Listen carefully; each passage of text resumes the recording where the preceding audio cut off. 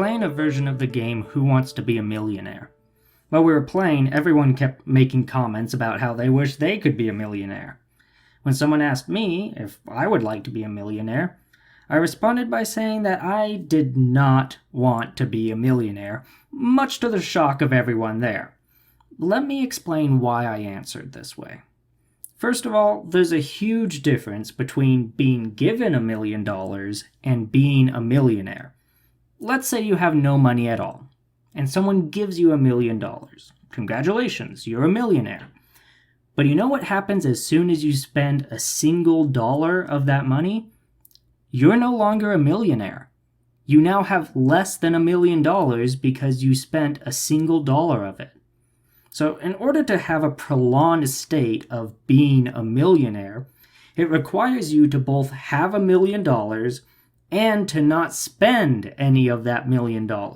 So in order to be a millionaire, that money needs to either not be touched at all or invested and put to work in order to either maintain its value or create more value that can be used.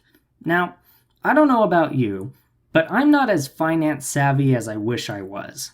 I don't even really know how to put $20 to work in order to increase its value. All I really know how to do with it is either save it or spend it. So this idea of being a millionaire is something that I would not be able to maintain without spending some of it and therefore losing my status as a millionaire. I bring this up to make a specific point.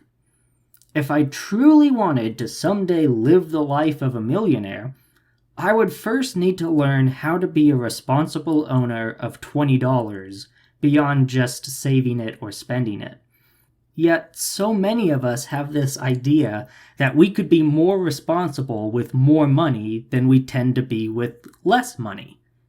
Jesus tells a whole parable about how someone is given a large sum of money that he puts to work in order to double its value. Meanwhile, another person is given a small sum of money. The person with that small sum of money just hides it away so as not to lose it. At the end of this story, Jesus tells, the small sum of money is taken away from the person who had it and is given to the one who had used the large sum of money to double its value. After all, if the person with the small amount of money couldn't be responsible with it, then shouldn't it be given instead to the person who could handle it well? We're okay with this being the case when we're talking about things like school supplies being given to schools that are actually going to use it, rather than just storing it in a closet to accumulate dust. But for some reason, we hold ourselves to a different standard when it comes to the matter of wealth. We admit that we don't currently handle our money responsibly, yet demand that we should have more of it. The other problem comes when we have the same attitude about our relationship with God. We want to hear His voice, receive His blessings, experience the outpouring of His Spirit, and participate in revival and other great works He is doing. We wonder why we aren't experiencing more and more wonderful things from God. The question is, though, what are we doing with what He has already given us? Are we reading and studying the Bible like we should be? Are we lifting other people up in prayer regularly, including those we don't like? Are we participating in His church and investing our finances for the work of His kingdom or just for the sake of our own comfort? If we want to experience a deeper relationship with Him, then we need to take good care of the relationship we already have with Him and the things that He has put under our care.